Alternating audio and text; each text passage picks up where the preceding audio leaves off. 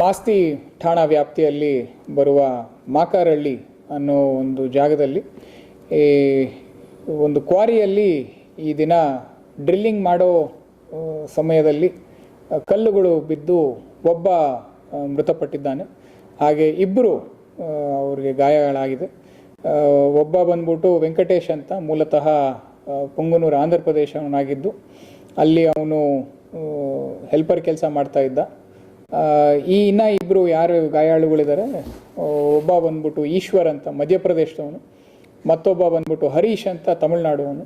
So ಇಷ್ಟು ಜನ ಅಲ್ಲಿ ಬೆಳಿಗ್ಗೆ ಸುಮಾರು 8 ಗಂಟೆ ಅಷ್ಟೊತ್ತಿಗೆ ಡ್ರಿಲ್ಲಿಂಗ್ ಮಾಡೋ ಸಂದರ್ಭದಲ್ಲಿ ಮೇಲ್ಗಡೆಯಿಂದ ಯಾವುದು ಲೂಸ್ ಸ್ಟೋನ್ ಇತ್ತು, ಆ ಲೂಸ್ ಸ್ಟೋನು ಬಿದ್ದು ಡ್ರಿಲ್ಲಿಂಗ್ ಮಷೀನ್ ಮತ್ತು ಇವರು ಸಿಬ್ಬಂದಿಗಳ ಮೇಲೆ ಬಿದ್ದು ಈ ಒಂದು ದುರಂತ ನಡೆದಿದೆ. ಈ ನಿಟ್ಟಿನಲ್ಲೇ ನಾವು ಒಂದು ಪ್ರಕರಣವನ್ನು ದಾಖಲೆ ಮಾಡ್ಕೊಂಡಿದ್ದೀವಿ. ಅದರ ಇನ್ವೆಸ್ಟಿಗೇಷನನ್ನು ಇನ್ಸ್ಪೆಕ್ಟರ್ ಹಂತದ ಅಧಿಕಾರಿಯವರು ಮುಂದುವರಿಸ್ತಾರೆ.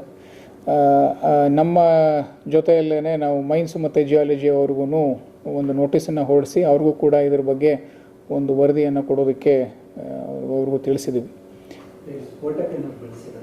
ಇಲ್ಲ, ಇದರಲ್ಲಿ this was purely a drilling instance.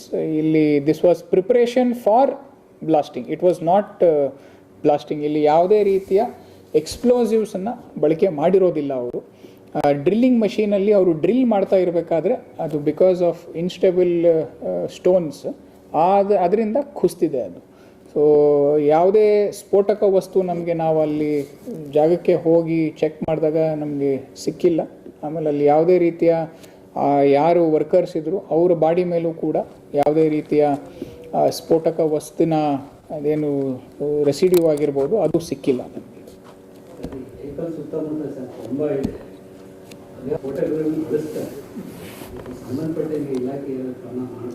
ಅದು ನಾವು ಮತ್ತು ಮೈನ್ಸ್ ಅವರು ಒಟ್ಟಿಗೆ ಖಂಡಿತವಾಗ್ಲೂ ಇವಾಗ ಎಲ್ಲ ಒಂದು ಕ್ರಷರ್ಗಳಿಗೆ ವಿಸಿಟ್ ಕೊಟ್ಬಿಟ್ಟು, ಕ್ವಾರಿಗಳಿಗೆ ವಿಸಿಟ್ ಕೊಟ್ಬಿಟ್ಟು ಒಂದು ಕೂಲಂಕಷವಾಗಿ ಇದ್ರ ಬಗ್ಗೆ ಒಂದು ಡ್ರೈವನ್ನು ತೊಗೊಳಕ್ಕೆ ನಾವು ಮತ್ತು ಜಿಲ್ಲಾಧಿಕಾರಿಗಳು ಇಬ್ಬರು ಒಂದು ನಿರ್ಣಯವನ್ನು ತೊಗೊಂಡಿದ್ದೀವಿ.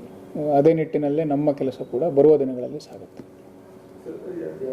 ಅದು ಓನರ್ ಇನ್ನೂ ಅದೊಂದು ಸ್ವಲ್ಪ ನಾವು ಹುಡುಕ್ತಾ ಇದ್ದೀವಿ. ಬಟ್ ವಿ ವಿಲ್, ನಮಗೆ FIR ಕಾಪಿಯಲ್ಲಿ ಎಲ್ಲ ಬರುತ್ತೆ, ತಗೊಳ್ಳಿ, ನಿಮಗೆ ವಿ ವಿಲ್ ಎನ್ಶೋರ್.